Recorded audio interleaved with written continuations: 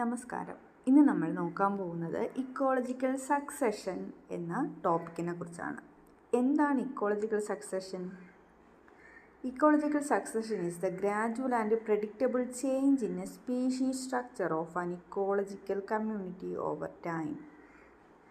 നമുക്ക് വേണ്ടത് മലയാളമാണ് അല്ലേ? ഇപ്പോൾ നമ്മുടെ ഇക്കോളജിക്കൽ സക്സഷനിൽ എന്താണ് ഇക്കോളജിക്കൽ സക്സഷൻ എന്ന് പറഞ്ഞാൽ പാരിസ്ഥിതിക അനുക്രമം.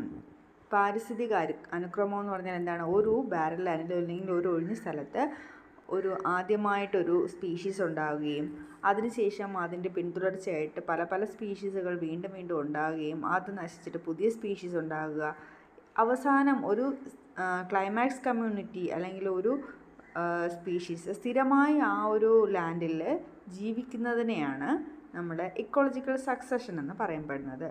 ഇതിൽ ആദ്യമുണ്ടായ ആ ഒരു കമ്മ്യൂണിറ്റി അല്ലെങ്കിൽ ആ ഒരു ഓർഗാനിസത്തിനെ പറയുന്ന പേരാണ് പയനിയർ സ്പീഷീസ് എന്നും, ഏറ്റവും അവസാനം അവിടെ പിടിച്ചു നിൽക്കാൻ വേണ്ടിയിട്ട് നിൽക്കുന്ന ആ ഒരു സ്പീഷീസിനെയാണ് ക്ലൈമാക്സ് കമ്മ്യൂണിറ്റി എന്നും പറയുന്നത്. അപ്പോൾ ആദ്യം ഒരു പയനിയർ സ്പീഷീസ് ഉണ്ടായി ആ ഒരു ബാരൻ ലാൻഡിൽ. അത് കഴിഞ്ഞിട്ട് കുറച്ച് ദിവസം കഴിഞ്ഞപ്പോൾ ആ ഒരു സ്പീഷീസ് നശിച്ചു പോയി. അത് കഴിഞ്ഞിട്ട് വീണ്ടും പുതിയൊരു സ്പീഷീസ് ഉണ്ടായി. അങ്ങനെ പല പല ഘട്ടങ്ങളായിട്ടാണ് അവസാനം നമ്മുടെ ക്ലൈമാക്സ് കമ്മ്യൂണിറ്റി ഉണ്ടാകുന്നത്. ഈ ക്ലൈമാക്സ് കമ്മ്യൂണിറ്റി വർഷങ്ങളോളം അവിടെ തന്നെ നിലനിൽക്കുകയും അതിന് ഒരു നാച്ചുറൽ കലാമിറ്റി വരുന്ന സമയത്ത് അല്ലെങ്കിൽ എന്തെങ്കിലും ഒരു ഡിസാസ്റ്റർ വരുന്ന സമയത്തല്ലാതെ ആ ഒരു ക്ലൈമാക്സ് കമ്മ്യൂണിറ്റി അവിടെ നിന്ന് പിന്നെ നശിച്ചു പോകുന്നില്ല.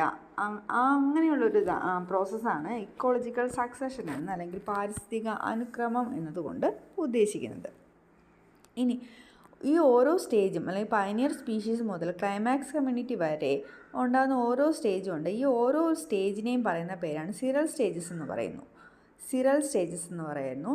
ഇനി എല്ലാ സ്റ്റേജിനെയും കൂടെ ചേർത്ത് പയനിയർ കമ്മ്യൂണിറ്റി മുതൽ ക്ലൈമാക്സ് കമ്മ്യൂണിറ്റിയുടെ ഒറ്റ സ്റ്റേജായിട്ട് പറയുകയാണെങ്കിൽ അതിനെ പറയുന്ന പേരാണ് സീർ എന്ന് അറിയപ്പെടുന്നത്. സീറും സീറൽ സ്റ്റേജും.